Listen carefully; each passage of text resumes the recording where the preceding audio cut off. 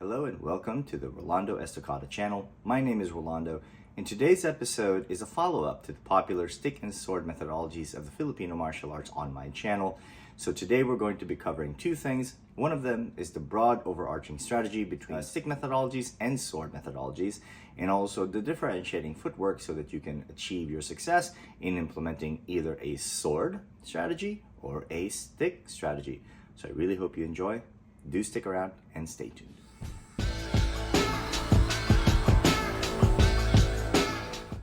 Before you proceed with today's episode, please click the like and subscribe button. Your support is very much appreciated. And for my Filipino subscribers, gumagalang po at salamat po na pinapanood nyo itong channel na ito tungkol sa Estocada na pag-aralan ko sa tatay ko.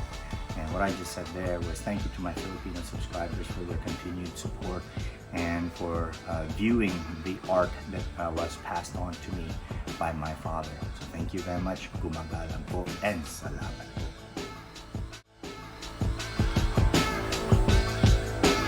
Hello and welcome back to today's episode of Rolando Estocada, Stick and Sword Methodologies in the Filipino Martial Arts Part 2. In the first episode, we were able to discuss some of the primary impacts on motor control and biomechanics because of the difference in design between stick and sword. So to summarize it, or if you want, you can watch the first episode, which I highly recommend because I go into detail. The primary difference between the two is that the stick is an evenly designed, evenly weight distributed tool, whereas a sword has uneven balance. So as a result, the stick is more arm-centric, so you can move with the stick primarily by using your arm, whereas the sword requires a greater motor coordination between your arm, your core, and so it's a total full-body experience when you're working with a sword. So but today we're going to be talking a little bit about strategy and talking about footwork. The outcome that we want in executing the strategy of Filipino martial arts is we want our weapons to be facing our opponent and or partner, while our opponent and partner, their weapons, are not facing us at all. The idea is to defeat this individual by rendering this person incapable of using their tools. The most important part is that the end part of the tool is not facing us at all. You have essentially captured them by doing so. That is the goal. So now, let's take a look at stick methodology versus sword methodology. So this here is a nice graph that it comes from Guru Danny Santo's seminal work, The Filipino Martial Arts.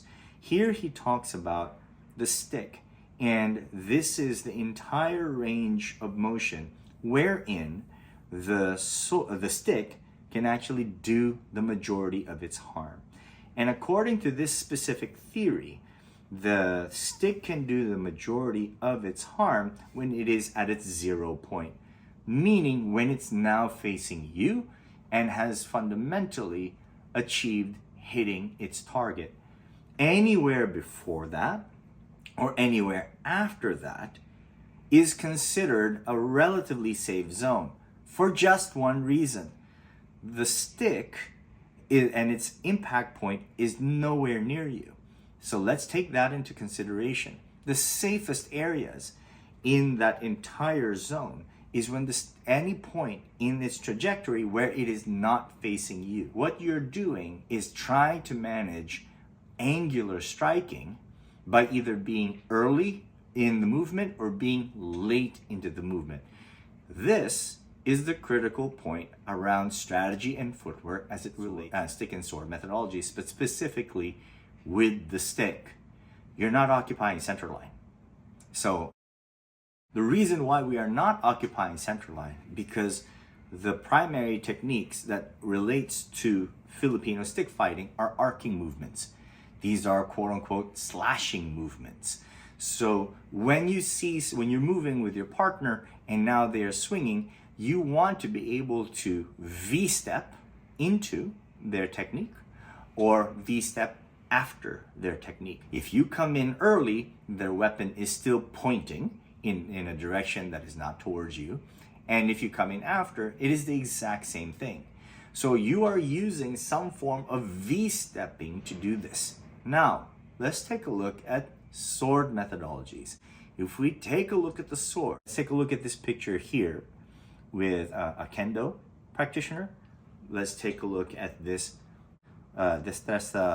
practitioner.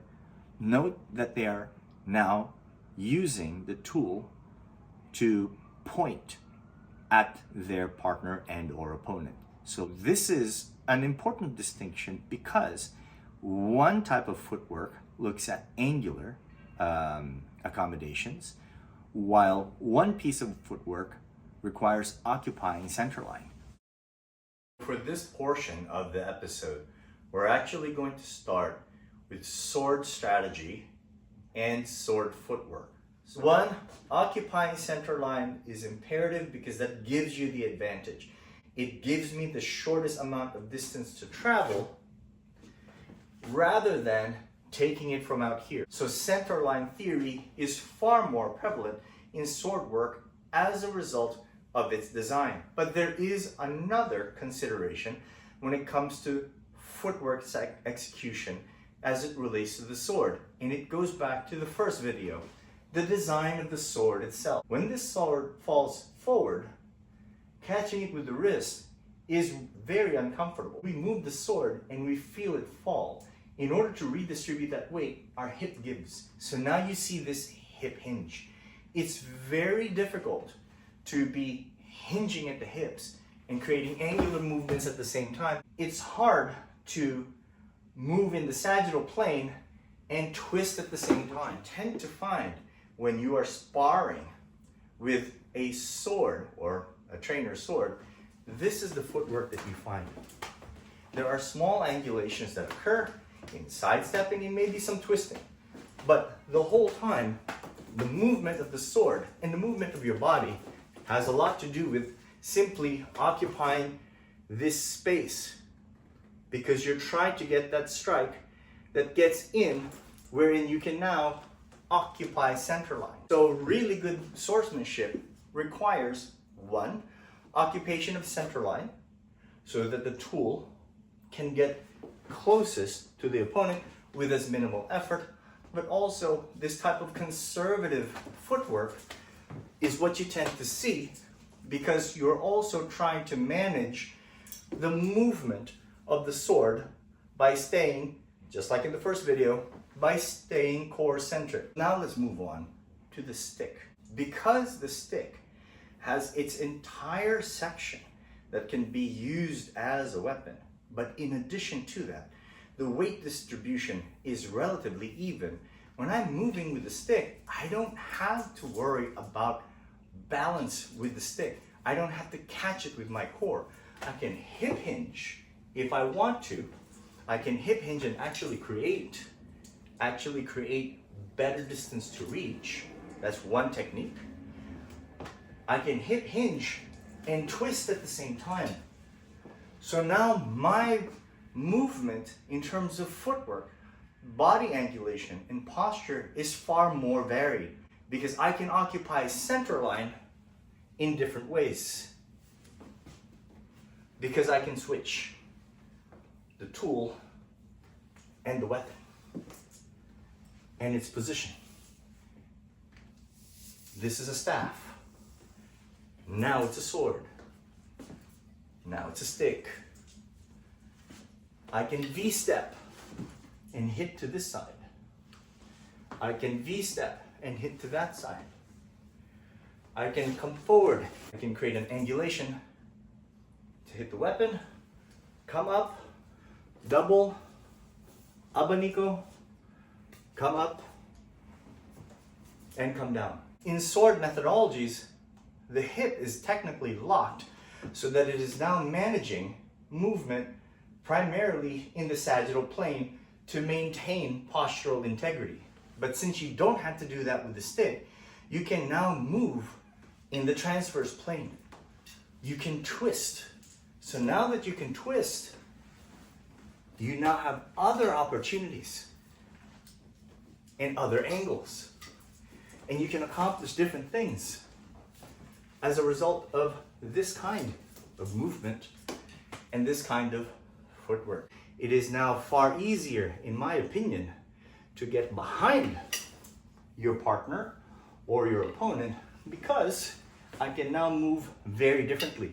Because since it is an arm-centric methodology, that means my hip is free to move along the transverse plane. What does it mean from a health, fitness, and wellness standpoint? What's really good about working with a stick is because of the ability to now move in a more multiplanar fashion. I am not married to just sagittal plane movements. I can now do transverse plane movements. The variety in angulation of movements is far more varied and can actually create challenges to the brain and to the body, so that now creativity, innovation is far more at the forefront. Although we can do very similar transverse plane movements with the sword, it is best suited from a health, fitness, and wellness standpoint to create a core awareness because of the imbalanced weight.